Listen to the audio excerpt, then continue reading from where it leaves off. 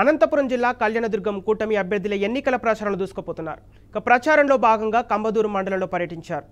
కదిరిదేవరపల్లి, ములకనూరు, చెర్లోపల్లి, గుద్దెళ్ల గ్రామాలలో కూటమి ఎంపీ అభ్యర్థితో కలిసి రోడ్ షో నిర్వహించారు. వైసీపీ వైఫల్యాలను ఎండగట్టే ప్రయత్నం చేశారు. టీడీపీ గెలుపునకు ప్రజలంతా కృషి చేయాలని పిలుపునిచ్చారు. ప్రచారంలో టీడీపీ కూటమి నేతలు, కార్యకర్తలు పెద్ద ఎత్తున పాల్గొన్నారు. ఏ గ్రామానికి వెళ్లిన బీజేపీ సహకారంతో టీడీపీ వేసిన రోడ్లు, డ్రైనేజీల దర్శనమిస్తున్నాయని ఎమ్మెల్యే అభ్యర్థి అలిమినేని సురేంద్రబాబు అన్నారు. ఇక వైసీపీ హయాంలో గ్రామాల్లో ఎలాంటి అభివృద్ధి జరగలేదన్నారు. ఈ ఎన్నికల్లో టీడీపీని గెలిపించుకొని దళితులకు అందాల్సిన సంక్షేమ పథకాలను తిరిగి పునరుద్ధరించుకుందామని సురేంద్రబాబు పిలుపునిచ్చారు.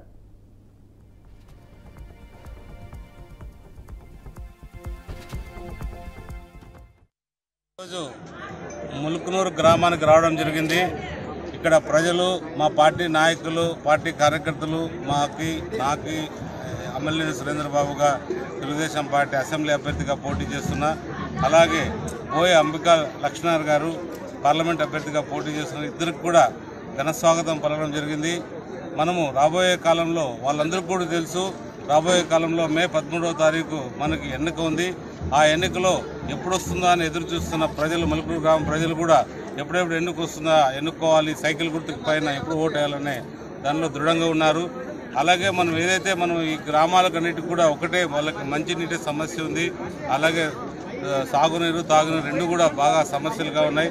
అవన్నీ కూడా సకాలంలో రాబోయే 2.5 సంవత్సరంలో కూడా అన్ని పూర్తి చేస్తామని ఈ ములుకునూరు గ్రామం ప్రజల ముందు తెలియజేయడం జరిగింది. ఏదైతే దళితులు ఉన్నారో వాళ్ళందరూ కూడా ఒకటే చెప్తున్నారు, మాకి దళితులకి ముందున్న చంద్రబాబు నాయుడు కూడా చాలా స్కీమ్స్ ఇచ్చాడు. 24 స్కీమ్స్ జగన్ రెడ్డి వచ్చి అన్ని రద్దు చేయడం జరిగింది.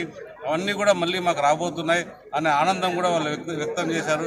ఖచ్చితంగా చంద్రబాబు నాయుడు గారు అన్నీ కూడా మళ్ళీ ఏదైతే స్కీములు ఉన్నాయో అవన్నీ కూడా రాబోయే కాలంలో వాళ్ళకి వర్తిస్తాయని తెలియజేస్తున్నాం. ఈరోజు